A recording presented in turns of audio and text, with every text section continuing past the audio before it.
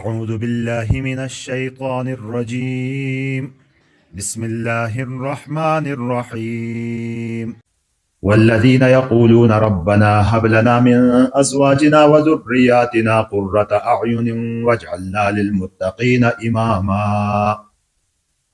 آمنت بالله صدق الله مولانا العظیم۔ میرے محترم بھائی بزرگوں اور دوستو، قرآن کی ان آیات کا سلسلہ چل رہا ہے جس میں اللہ رب العزت اپنے خاص بندوں کی کچھ صفات بیان کرتا ہے کہ میرے یہ خاص بندے جن کو عباد الرحمن، رحمان کے بندے کہہ کر لقب دیا، اونچا لقب، بڑا مقام، کہ جن کو آپ اللہ کے دوست، اللہ کے ولی، دین والے کہہ سکتے ہیں، کیونکہ اللہ رب العزت وہ عباد الرحمن کہہ کر ان کو مخاطب کر ان کی صفات بیان فرماتا ہے۔ تو اللہ کے رحمان کے ان بندوں کی کئی ساری صفتوں پر پچھلے جمعوں میں، پچھلے اجتماعات میں بات ہوئی۔ آج جو آیت تلاوت کی، اس میں ایک دعا ہے۔ اللہ رب العزت فرماتے ہیں کہ یہ وہ لوگ ہیں جو اس قسم کی دعا کرتے ہیں، ربنا ہب لنا من ازواجنا وذریاتنا قرۃ اعین واجعلنا للمتقین اماما۔ یہ دعا کرتے ہیں ہمیشہ۔ انسان اپنی ذات تک نہیں محدود ہوتا۔ نبی علیہ الصلاۃ والسلام نبی بنے تو یہ نہیں کہ اپنی ذات تک کام کیا اور چھوڑ دیا، پوری سیرت طیبہ واضح ہے۔ آپ علیہ السلام نبوت آنے کے بعد، ملنے کے بعد محنت کرتے ہیں گھر کے لوگوں کے اوپر۔ حضرت خدیجہ رضی اللہ تعالی عنہ مسلمان ہوتی ہے، ایمان لاتی ہے۔ ابو بکر رضی اللہ تعالی عنہ، علی رضی اللہ تعالی عنہ، زید بن حارثہ رضی اللہ تعالی عنہ، یہ سارے لوگ آپ علیہ السلام کے گھر کے لوگ تھے۔ اور جب اپنے گھر بار پر محنت کی، پھر عشیرتک الاقربین، قریبی رشتہ داروں پر، اور یوں ہوتے نبی علیہ الصلاۃ والسلام عالمی نبی، قیامت تک کے لیے نبی، اس لیے پورے عالم پر محنت ہوئی۔ تو یہ اپنی ذات تک محدود نہیں رہنا، دینداری اس کو نہیں کہا جاتا کہ آدمی اپنی ذات تک تو کام کرے اور پھر آگے نہ بچوں کا پتہ، نہ بیوی کا پتہ، نہ رشتہ داروں کا، نہ قبیلے کا، بلکہ پورے عالم کے عالمی امت ہے۔ جیسے نبی عالمی جو کام حوالہ ہوا ہے، تو یہ امت بھی عالمی امت ہے، پورے عالم پر محنت کرنی۔ تو یہاں اللہ رب العزت نے جو دوسری آیت میں حکم دیا کہ یا ایھا الذین آمنوا، اے ایمان والو، قوا انفسکم واہلیکم نارا، آگ سے اپنے آپ کو بھی بچاؤ اور اپنے گھر والوں کو بھی بچاؤ۔ یعنی اپنی ذات تک ہی محدود نہیں، بلکہ اپنے گھر والوں کے اوپر بھی محنت کرنی ہے، ان کو بھی آگ سے بچانا ہے۔ یہاں مفسرین کہتے ہیں کہ اللہ رب العزت نے جو لفظ استعمال کیا ہے کہ آگ سے، انفسکم واہلیکم نارا، آگ سے بچاؤ، تو آگ سے بچانے کا مطلب کیا ہے؟ یہ لفظ استعمال کیا ہے کہ جس طرح آدمی کے گھر والے، بال بچے، چھوٹے بڑے، ان میں سے کوئی سامنے دہکتی ہوئی آگ ہو اور وہ وہاں جانا چاہے، اس آگ میں چھلانگ لگانا چاہے، تو بچانے کے لیے کیا طریقہ اختیار کیا جاتا ہے؟ وہی طریقہ جہنم کی آگ سے بچانے کے لیے استعمال کرنا۔ دھوکہ ہوتا ہے، بھائی ہم نے تو کہہ دیا، نہیں مانتے، ہم کیا کریں؟ یہ ایک دھوکہ لگا رہتا ہے۔ بچہ جب آپ کا آگ میں کی طرف کود رہا ہے، بھاگ رہا ہے آگ کی طرف، تو اس وقت کیا صرف اتنا کہا جاتا ہے کہ بچے یہ آگ ہے، جلائے گی؟ آگے پھر بیٹھ جائیں گے، چلو جانے تو، میں نے تو کہہ دیا، میں نے تو اس کو سمجھایا، نہیں سمجھ رہا تو وہ جانے، آگ جانے۔ ایسا نہیں کرتا۔ باپ ماں اس کو پہلے کہتے ہیں کہ آگ ہے، جلائے گی، جب نہیں مانتا ہے تو پھر اور زور سے کہا جاتا ہے، نہیں مانتا ہے تو پکڑتے ہیں، پھر اور بھی زور لگاتا ہے، یہ بھی زور لگاتے ہیں، اور اس کو آگ میں گرانے سے بچاتے ہیں۔ تو یہاں دھوکہ لگا رہتا ہے کہ بھائی ہم نے تو کہہ دیا، نہیں مانتے تو ہم کیا کریں؟ تو یہ آگ سے اپنے آپ کو بھی بچانا ہے، اپنے بال بچوں کو بھی، اپنے بچوں کو، اپنے اہل و عیال کو بھی بچانا ہے۔ علماء فرماتے ہیں، اور یہ ایک حقیقت ہے، کہ بہت سارے دیندار لوگ، اپنے آپ کو دیندار کہنے والے لوگ، بچوں کی ان کوئی پرواہ اور فکر ہی نہیں ہوتی، ان کو خود دیندار ہیں اور بچوں کو دین کے کاموں پر نہیں لگایا۔ تو کہتے ہیں کہ ایک آدمی خود तहज्जुद गुजार भी है, दीनदार भी है, तबलीग में भी जाता है, चिल्ला 4 महीने भी लगाए हैं, से रोजे भी लगाता है, आमाल का पाबंद है, लेकिन बच्चे अपनी मर्जी के छोड़े हुए हैं, जहां जाना चाहते हैं, जैसे जाना चाहते हैं। तो कहते हैं ये आदमी दीनदारी का इसको चस्का तो लगा है, लेकिन दिल में शौक नहीं है दीनदारी का। अगर दिल भी इसका दीनदार होता तो ये अपने घर वालों को भी फिक्र करता, दूसरों को भी फिक्र करता। एक आदमी आमतौर पर दीनदार नहीं लगता, कोई सोम सलात का भी इतना पाबंद नहीं लगता, लेकिन बच्चों की वो फिक्र करता है। कहता है इस आदमी का दिल दीन की तरफ है, अगरचे गुनाहों में मुब्तला है, लेकिन दिल इसका दीन की तरफ है। कल्बी तौर पर, दिली तौर पर ये दीनदार है। और जो दीनदार है लेकिन बच्चों की, तो इसका मतलब यह है बच्चों की फिक्र नहीं करता, तो इसका मतलब है कि मजबूरन दीनदार है, कोई और रास्ता शायद नहीं है, तो दीनदारी में लगा हुआ है। एक लतीफा मशहूर है कि एक दादा जान बैठे हुए हैं चारपाई पर, लेकिन सब खामोश है। ये बेटा और पोता वो नीचे बैठे हुए हैं। आजान हुई, ये पोता उठ के नमाज की तरफ जाने लगा, और जो बेटा था वो नशे का आदी था, उसने अपने नशे का इंतजाम शुरू किया, सिगरेट वगैरह निकाली और करना शुरू कर दिया। तो दादे को गुस्सा आ गया, दादा जान को। उसने उठ के कहा शर्म तुम्हें नहीं आती? कहते बाबा जान किस बात की शर्म? कहते शर्म आनी चाहिए, तुम्हारा बेटा आजान होते हुए मस्जिद की तरफ गया और तू क्या कर रहा है? तो ये तो नशे में मस्त था। उसने कहा बाबा जान शर्म आपको आनी चाहिए, मुझे नहीं आनी चाहिए। तो मुझे क्यों? कहता है देखो तुमने अपने बेटे की तरबियत कैसे की और मैंने अपने बेटे की तरबियत कैसे की, तो शर्म आपको आनी चाहिए या मुझे आनी चाहिए? यह हकीकत है। अगरचे एक लतीफे के तौर पर बयान किया जाता है, यह एक हकीकत है कि मां बाप की तरबियत ही से बच्चा बनता है और बच्चा बिगड़ता है। और सिर्फ कहने से नहीं होता, मां बाप को देखकर बच्चा बनता है। बच्चा खाली जहन लेकर आता है इस दुनिया में, उसके पास कुछ नहीं होता, साफ मेमोरी अल्लाह ने उसको दी है, साफ इस्तेदाद और सलाहियतें अल्लाह ने उसको दी है। फिर दुनिया वाले उसमें भरते हैं जो कुछ भरना है उसमें। खाली जहन और साफ जहन, पूरा जहन लेकर आता है, और उसमें जो कुछ भरा जाता है भर जाता है। और ये अपने मां बाप, माहौल, ये हदीस में आता है ना, कुल्लु मौलूदिन यूलदु अलल फितरा फअबवाहु युहव्विदानिही औ युनस्सिरानिही औ युमज्जिसानिही, कि हर बच्चा अपनी पाकीज़ा फितरत पर पैदा होता है। मां बाप उसको यहूदी बनाते हैं, मां बाप उसको ईसाई बनाते हैं, मां बाप उसको मजूसी बनाते हैं। क्या मतलब बनाने का? कि वो जो करते हैं उनको देखकर वही कर लेते हैं। बच्चे के सामने झूठ बोला जा रहा है, बच्चे के सामने चोरी की बातें होती हैं, बच्चे के सामने डाके की बातें होती हैं, बच्चे के सामने बुराइयों की बातें होती हैं, और बच्चे के सामने बुराइयों वाले अमाल होते हैं। वो तो उसके जहन में नक्श होते चले जाते हैं, और फिर वो वही करता है जो ये देखता सुनता है। जो मां बाप करते हैं, जो मां बाप कहते हैं, बच्चा फिर वही करने लग जाता है। और आज हम बच्चे की तरबियत करना भी चाहते हैं, लेकिन उस वक्त करते हैं जब वो हाथ से निकल चुका होता है। नबी अलैहिस्सलातु वस्सलाम ने फरमाया मुरू औलादकुम बिस्सलाति वहुम अबनाउ सब'i सिनीन, और कमा क़ाल अलैहिस्सलाम के बच्चों को, अपने बच्चों को 7 साल की उम्र में नमाज का हुक्म दिया करो, और 10 साल में भी न पढ़े तो फिर उसके ऊपर सख्ती करो। आज हम देखें, यहां जितने हम सारे बैठे हुए हैं, हमारे बच्चे 7 साल के हैं, 10 साल के दरमियान हैं।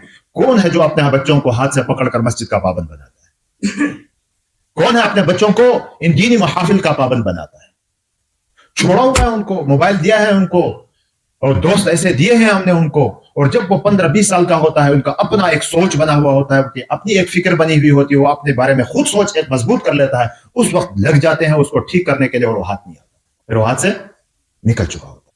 तो अल्लाह के रहमान के ये बंदे ये क्या करते हैं कि दुआ करते हैं, क्या रब्बना हब लना मिन अज़वाजिना, ए अल्लाह हमें दे दीजिए हमारी जोड़ियों में से। अज़वाज ज़ौज, शौहर के लिए ज़ौज बीवी है, बीवी के लिए ज़ौज शौहर है।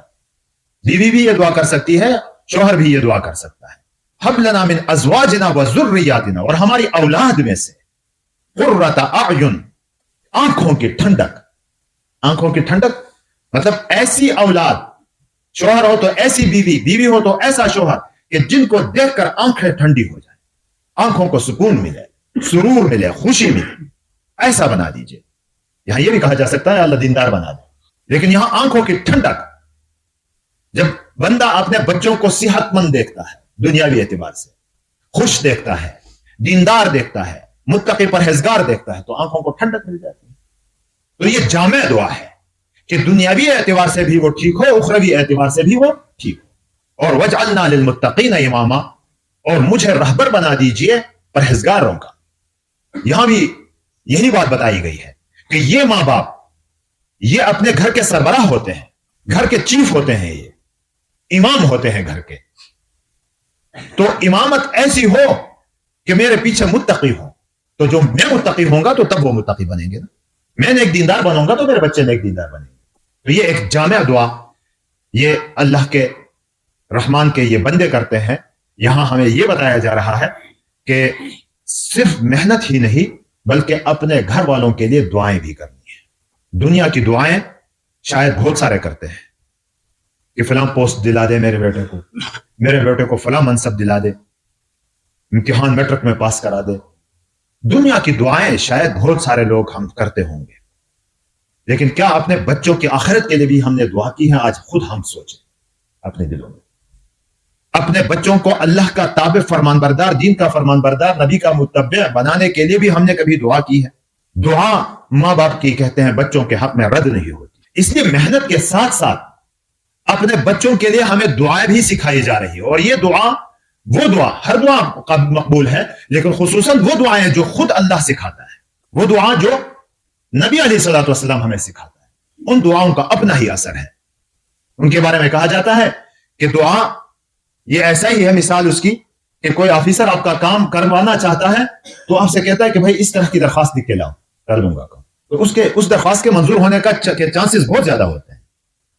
تو جو دعا اللہ رب العزت خود ہمیں سکھائے، نبی علیہ الصلوۃ والسلام خود ہمیں سکھائے، ان دعاؤں کا قبول ہونا اس کے چانسز بہت زیادہ ہیں۔ ادعونی استجب لکم، ہر دعا کے بارے میں اللہ کا وعدہ ہے کہ مجھے پکارو، مجھ سے مانگو، میں قبول کروں گا۔ تو جو دعا خود سکھائی ہے وہ کریں گے تو اس کے چانسز اور بھی زیادہ ہے۔ یہ چانسز کا لفظ میں اس لیے استعمال کرتا ہوں کہ بعض اعمال انسان کے ایسے ہوتے ہیں کہ جن کے وجہ سے ان کی دعائیں بھی قبول نہیں ہوتی۔ بعض اعمال انسان کے ایسے ہوتے ہیں کہ جن کی وجہ سے انسان کی دعا بھی قبول نہیں ہوتی۔ تو اپنے بچوں کے بارے میں جیسے کہ ان کے لیے محنت ضروری ہے، ان کے اوپر محنت کرنی ہے، ایسے ہی ہم ان کے لیے دعائیں بھی کرتے ہیں کہ اللہ ہمارے بچوں کو، ہماری بیویوں کو، یہ دعا جو ہے جو میں نے ابھی پڑھی قرآن میں جو آئی ہے، اس کے ظاہری اثرات اور بھی بتاتے ہیں علماء اکرام۔ کہتے ہیں یہ دعا اگر غیر شادی شدہ بندہ کرے تو اللہ شادی کا انتظام کرتا ہے، کیونکہ یہاں زوج عورت ہو یا مرد ہو، عورت ہو یا مرد ہو، اور پھر جس کی اولاد نہیں ہے وہ اگر یہ دعا کرے اللہ اولاد نصیب فرمائیں گے اس کو، اور جس کی اولاد ہے لیکن اولاد صالح نہ ہونے کا خطرہ ہے تو ان کے صالح بنانے کے لیے بھی یہ دعا کی جاتی ہے۔ آسان سی دعا ہے، ربنا هب لنا من ازواجنا وذرياتنا قرة اعین واجعلنا للمتقین اماما۔ ساری یاد رہے گی انشاءاللہ تعالی، اور یاد کریں گے کسی وقت، اور اس بیان کے بعد بھی کوئی پوچھے تو ان کو بتا دیا جائے گا۔ تو یہ دعا ہر نماز میں کے بعد، سلام پھیرنے کے بعد ہم اللہ سے مانگیں تو اللہ تبارک و تعالی ہمارے گھروں میں بھی دین زندہ کرے گا۔ آج کی ان تمام باتوں کا جو خلاصہ ہے وہ یہ ہے کہ بندہ صرف اپنی ذات، اپنی حد تک ہی دیندار بننا ضروری ہے، لیکن بات یہاں پوری نہیں ہوتی جب تک کہ اپنے گھر والوں کی، اپنے بچوں کی بھی فکر نہ کرے۔ اور اس سلسلے میں جو حدیث میں نے بیان کی کہ اپنے بچوں کو 7 سال کی عمر میں نماز کا پابند بناؤ ان کو، او وَضْرِبُوهُمْ عَلَيْهَا وَهُمْ أَبْنَاءُ 10، اگر 10 سال کے ہو جائیں تو اب اس کے اوپر سختی بھی ضرورت پڑے تو سختی بھی کی جائے۔ سختی کا مطلب یہ نہیں ہوتا، اپنے بچوں کی تربیت کا بعض لوگ یہ مطلب لیتے ہیں کہ تربیت کا مطلب ہے ان کی پٹائی کرنا، ڈانٹنا، غصہ کرنا۔ اس سے بگڑنے کے بھی خطرات ہوتے ہیں۔ ہر وقت نہیں ڈانٹا جاتا، ہر وقت پٹائی نہیں کی جاتی۔ یہ پٹائی کرنا، ڈانٹنا اور ڈنڈا اٹھانا یہ تو آپریشن ہے۔ آپریشن تو ڈاکٹر اس وقت کراتا ہے جب باقی ادویہ، باقی دوائیوں سے، باقی علاجوں سے اگر اس کا علاج ممکن نہ ہو۔ اس سے پہلے ان کی تربیت کا یہ ہے کہ ان کو پیار سے، محبت سے سمجھایا جائے، پیار اور محبت سے اس کو لیا جائے۔ جو محبت سے کام ہوتا ہے، پیار سے کام ہوتا ہے، وہ ڈنڈوں سے نہیں ہوتا۔ ڈنڈا آخری حربہ ہے۔ جب آپ سمجھ گئے کہ اب نہ پیار سے کام چل رہا ہے اور کہ یہ لاتوں کے بت ہیں، اب باتوں سے نہیں مانتا، تو پھر اس وقت ڈنڈا اٹھایا جاتا ہے۔ پھر یہ ڈنڈا بھی ضروری ہوتا ہے۔ تو اپنے بچوں کو کہ ہم اس طرح کی تربیت کریں۔ اور مسجدوں میں آج کل جو دیکھا جاتا ہے یہ خوفناک منظر ہے، صورتحال ہے کہ بوڑھے تو ہوتے ہیں اور بچوں کی آوازیں مسجد میں 7 साल के बाद, 7 साल से पहले वो गंदगी करने के इम्कानात होते हैं, 7 साल के बाद अपने बच्चों को अपने साथ मस्जिदों में लाने का पाबंद बनाना चाहिए, आदत बनानी चाहिए। और फिर एक ये चीज भी नोट की गई है मस्जिदों में कि पिछली सफों में अगर बच्चे कुछ थोड़ा बहुत शोर मचाएं तो अगली सफ वाले बस उनके लिए कोई एक डिक्टेटर बनकर गालियां बकते हैं और उनको गुस्सा होते हैं उनके ऊपर और उनको डांटते हैं और फिर उसका दिल तोड़ते हैं। ये भी नामुनासिब रवैया है। बच्चे हैं, उनका काम शरारत है, वो शोर मचाएंगे, वो बात करेंगे, तो हमारा काम है उनकी तरबियत करना। और तरबियत का मतलब सिर्फ डंडा नहीं होता, उनको प्यार मोहब्बत से हम समझाते रहेंगे, प्यार देंगे उनको, तो यही बच्चे तो मुस्तकबिल हैं। आज से 10 साल बाद, 20 साल बाद हम में से बहुत सारे लोग नहीं होंगे, यही बच्चे इस उम्मत की को संभालने वाले होंगे। जब हम इनको मस्जिदों से इतना मुतनफिर करें कि उनकी पिटाइयां करने लगे और कहीं शोर मचाने पर उनको पर गुस्सा अपना उतारें, तो ये नुकसानदेह है, इससे नुकसान होगा। तो मेरे मोहतरम भाइयों बुजुर्गों और दोस्तों, खुलासा कलाम ये निकला कि अपनी हद तक ही दीनदार बनना काफी नहीं होता जब तक कि अपने बच्चों के और घर वालों की फिक्र न करें। और घर वालों के और फिक्र, बच्चों की फिक्र करने के बाद वो अंजिर अशीरतकल अक़रबीन है, सारे क़राबतदारों को। और फिर मैंने जैसे गुजारिश की कि ये नबी हमारे आलमी और खातमुन नबीयीन, तो खत्म नबूवत की वजह से जो जिम्मेदारी हमें मिली है, तो हमारा काम भी आलमी है।